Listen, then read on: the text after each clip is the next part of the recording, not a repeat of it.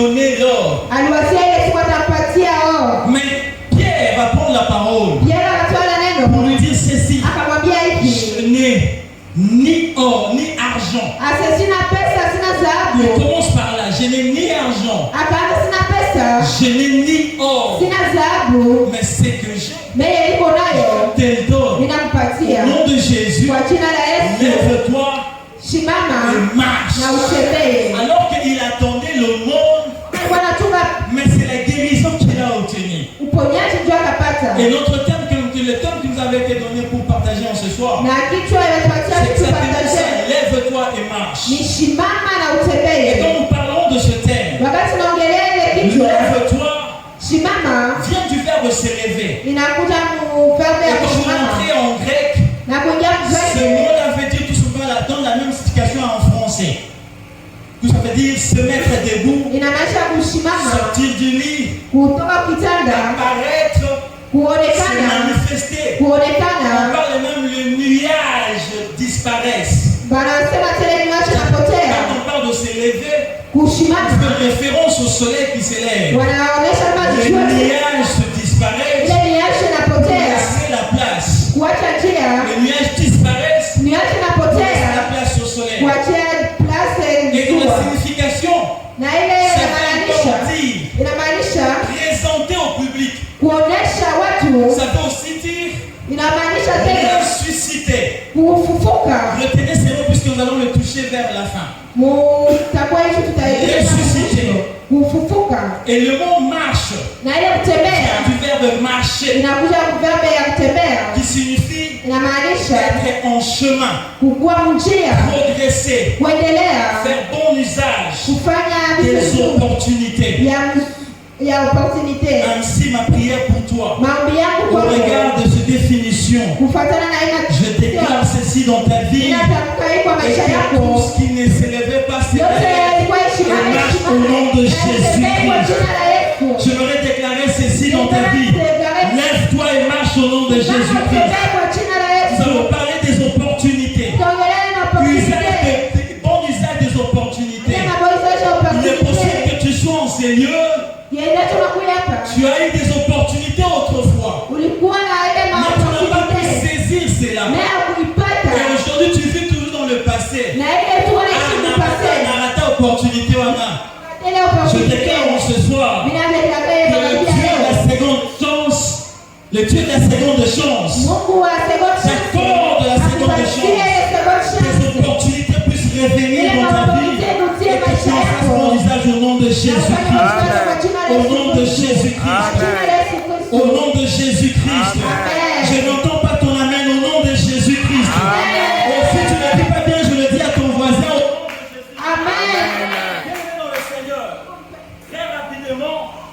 Dans le temps qui nous est imparti, nous allons parler de trois choses. Qu'est-ce que nous pouvons comprendre de ce terme, lève-toi et marche? Qu'est-ce que nous pouvons saisir ou cerner de ce terme, lève-toi et marche? La première des choses quand nous lisons ce passage ou cette phrase, lève-toi et marche, nous voyons l'ordre. L'ordre. Ces verbes sont conjugués à l'impératif. Ouvre-toi. Alors, on veut dire ouvre-vous parce qu'il y avait deux choses qui devaient s'ouvrir, au moins deux choses. Mais il a dit une chose. Pourquoi? Parce que Jésus savait qu'une seule chose qui était la raison de ces problèmes qui s'est passé. Jésus savait qu'il n'y avait qu'une seule chose, que si le ciel s'ouvrait, tous les problèmes trouveront solution. Et ainsi Pierre a fait la même chose. Il a fait juste une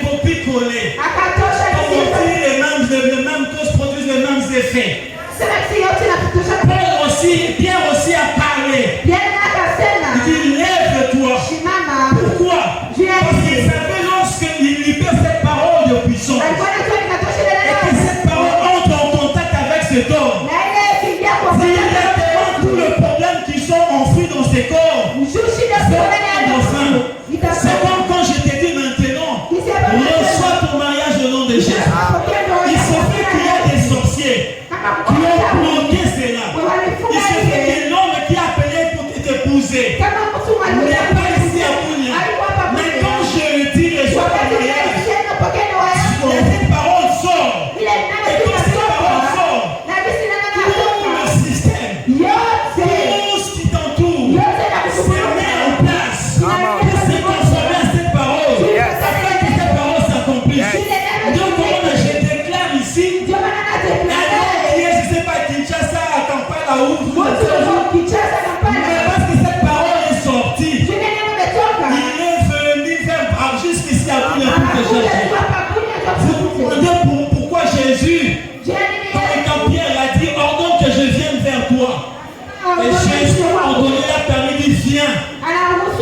Jésus n'a pas dit que les os, que les os deviennent fermes. Pour que Pierre puisse marcher. Jésus a dit juste viens. Sans de sa voix, les hommes ont compris que mon Créateur a parlé. Et je dois exécuter. Et nous qui sommes enfants de Dieu, nous avons hérité aussi de cette nature du Créateur. Et quand nous parlons, le monde exécute ce que nous disons. Ainsi je déclare, tu es béni au nom de Jésus. Ainsi je déclare, le porte est fermé, s'ouvre au nom de Jésus. Ainsi je déclare, le ciel s'ouvre avec au nom puissant de Jésus-Christ. Deuxième des choses, rapidement, lorsque nous regardons cette histoire, où c'est elle, nous comprenons, nous voyons que c'est la fin du cycle. Ce cycle où il y avait l'habitude de venir, donc on le portait pour venir le déposer le matin et le ramener le soir. Ce cycle mauvais, ce cycle infernal. Et le cycle veut tout simplement dire suite d'événements. Dans les événements qui se répètent, qui se répètent, qui se répètent. Et cet homme avait pour habitude d'aller au temple, donc on l'amenait au temple comme ça. Ne sachant pas que ces jours-là étaient le jour de sa délivrance. De la même manière que toi tu es venu comme d'habitude aujourd'hui, j'aimerais t'annoncer qu'aujourd'hui c'est ton jour de délivrance au nom de Jésus. Cet homme n'avait pas d'intention. Il ne voyait pas sa guérison. Il se disait, ou bien s'il devait prier, il se disait, au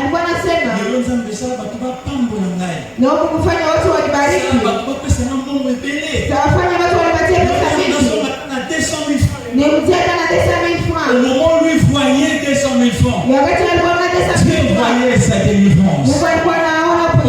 Il se disait, bon voilà,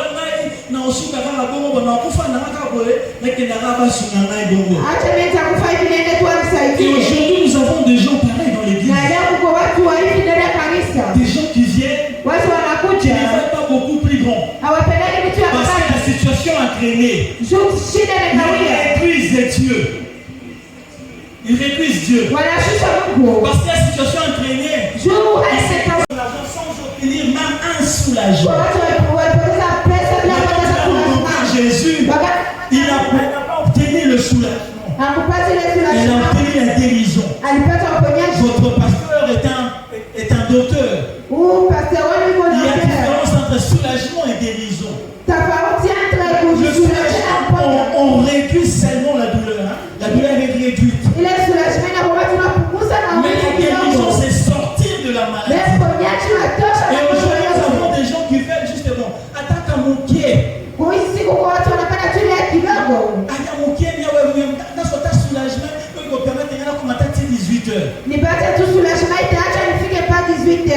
Nous avons aujourd'hui une église de personnes. Quand quelqu'un est béni, richement béni, on s'est dit ici. Et l'or et l'argent appartiennent à qui? Aujourd'hui, une église, ceux qui nous avons mis déjà, c'est sûr à ministre, c'est sûr à commis, c'est sûr à Cindy. Le Dieu que je te prêche en ce soir est là beaucoup plus haut que l'occultisme et que tout ce que tu tu connais. Écoute-moi, bien-aimé. Le Dieu que je te prêche en ce soir, la Bible me dit qu'il y a un homme qui est devenu très riche. Très riche. À tel point qu'avant lui, il y avait personne. Et après lui, personne. Je voudrais te dire, le Dieu que je te prêche, c'est avec toi une histoire qui n'a jamais eu lieu et qui n'aura jamais lieu dans la suite. Écoute-moi, bien-aimé, arrête de vivre dans le copier-coller. Oh, c'est l'autre. C'est pour moi comme tu as fait avec l'autre. C'est avec moi. Comme tu as fait quand tu as guéri, quand tu as touché qui. Écoute-moi, bien-aimé. Tu n'as pas besoin de faire ça. A la capacité de commencer avec toi une histoire qui n'a jamais eu lieu. Yes. Il est possible que ta situation, ce que tu vis aujourd'hui, n'est pas reprise dans la Bible. Mais le Dieu que je te prêche, que cette histoire soit écrite dans la Bible ou pas, il a la capacité de te délivrer de ses problèmes et de te donner solution. Reçois cela au nom de Jésus. Reçois cela au nom de Jésus. Vous savez ce que j'aime. La Bible me dit que quand cet homme, ses chevilles sont devenues fermes. Cet homme, on a dit d'un bond, il s'était mis debout. Il a commencé à marcher. Il a commencé à sauter. Alors que nous savons, quand on commence à apprendre à marcher, on commence à marcher à quatre pattes.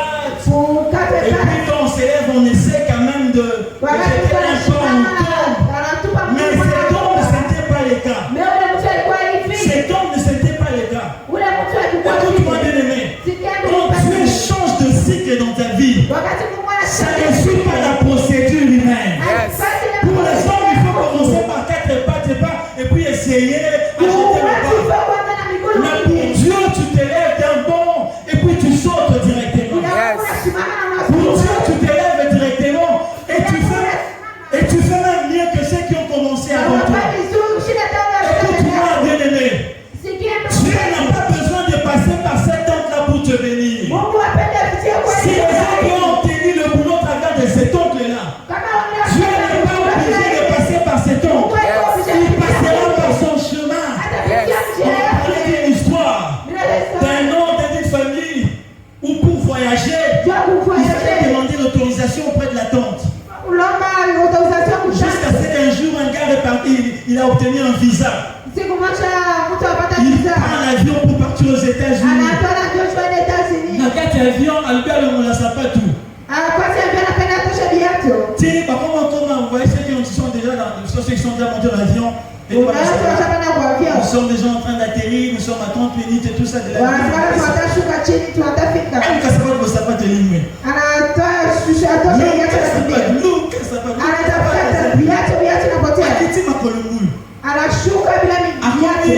la service, il y a des jeunes dans l'immigration. Dès qu'on l'a vu seulement avec on l'a vu pieds nus. Tu vas rentrer. Et quand il rentre au pays, la tante lui dit, tu penses seulement que dans notre famille on peut voyager sans autorisation. Va dans la cuisine, regarde telle bouteille marmite. Ouvre-la. Le frère a qu'à fumuli boy. Anakuta sapatu na kati. Anakuta viatu yake kule. Akuta sapatu na kati. Anakuta viatu yake kule. Tout le monde doit passer par là. Kila mtu anaweza kupita. Lorsque tu es enfant de Dieu, tu n'as pas besoin de passer par ce chemin. Ça me rappelle une histoire des gens qui avaient l'habitude de se jeter dans l'eau. Ils devaient se mouiller pour être guéris. Mais quelqu'un qui a rencontré le Seigneur Jésus, ces jours-là, lui n'était pas mouillé, mais il était guéri. Je voudrais te dire, il est possible d'être guéri sans être mouillé. Tu vois, bien-aimé, toi tu es un enfant du Dieu Tout-Puissant. Et ton Dieu t'appelle dans des choses extraordinaires. Et ce qu'on appelle extraordinaire, c'est ce qui sort de l'ordinaire. C'est ce qui sort de l'habitude. C'est ce qui sort. Les gens font comme d'habitude. Et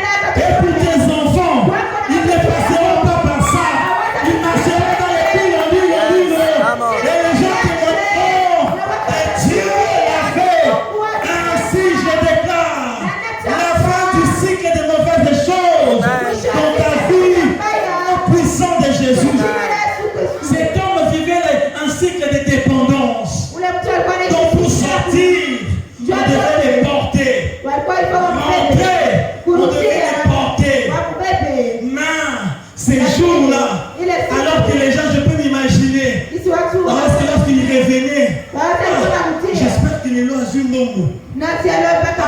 Vraiment, je viens à peine à mon élan, on peut s'en rendre mon bon délai. Mais bon, on peut s'en aller. Le pourcentage, on peut s'en aller. Non, ça me l'a ça pas non ça me l'a envoyé. Mais par contre, l'histoire est changée. Par contre, on me met à gauche. Maintenant, on me met à droite. Mais ces jours-là, il rencontre le monsieur en train de marcher, le monsieur en train de courir, le monsieur en train de que cette grâce s'attache à ta vie au nom de Jésus-Christ. Ceux qui attendaient à ce que je vais déclarer et que ma là, dans ce que ma coûte à la station de la cercle, et ma coûte à la quitte à mon conduit. Au nom de Jésus-Christ, au nom de Jésus-Christ, au nom de Jésus-Christ, écoute-moi, Dieu te fera vivre l'extraordinaire. Je vais le dire, à partir de ce moment, Dieu commence à te faire les choses, te faire vivre les choses extraordinaires. Là où les gens sont en train de marcher, toi tu vas courir. Là où les gens sont en train de courir, toi tu vas voler. Et c'est là où on monte.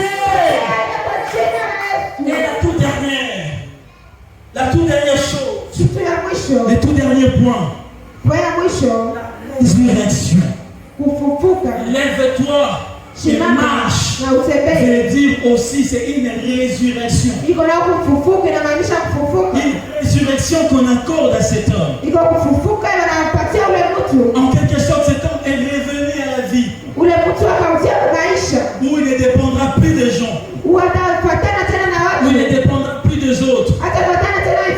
Pour son déplacement. Et je déclare ta résurrection au nom de Jésus-Christ. La résurrection bien-aimée veut dire lever à la vie après être mort. Revenir à la vie après être mort. Mais ce que j'aime lorsque vous lisez l'histoire de Lazare dans Jean 11, la Bible dit que Lazare était mort. Mais avant de mourir, il était malade. Donc c'est la maladie qui a tué Lazare. Amen. Vous êtes d'accord avec moi? Donc, il y a un organe qui a été détruit par la maladie dans son corps et ça t'a porté la mort. Si nous essayons de réfléchir logiquement, donc quand Jésus ressuscitait Lazare, il devait normalement dire Lazare, lève. Lazare ressuscite. Et puis avant de demander qu'il soit délié et laissé aller, sois maintenant guéri de cette maladie pour que ma c'était ce corps-là malade qu'on a enterré. Et encore, ce corps a connu la décomposition pendant 4 jours. Ça passait 4 jours dans le tombeau. On peut savoir que ça peut déjà commencer, la décomposition peut déjà commencer. Mais une seule phrase a donné la solution à tout le problème. C'est pourquoi moi je dis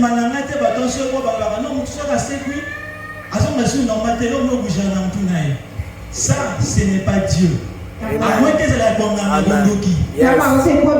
Parce qu'en réalité, lorsque nous voyons l'histoire de Lazare, notre Céline, nous pouvons comprendre que lorsque Dieu accorde la résurrection, lorsque tu ressuscites, tu ressuscites avec une nouvelle nature. Tu ressuscites quelqu'un d'autre. Tu ressuscites avec un autre corps.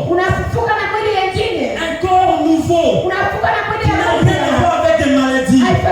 Qui n'a rien à voir avec des problèmes qu'elle a fait avant.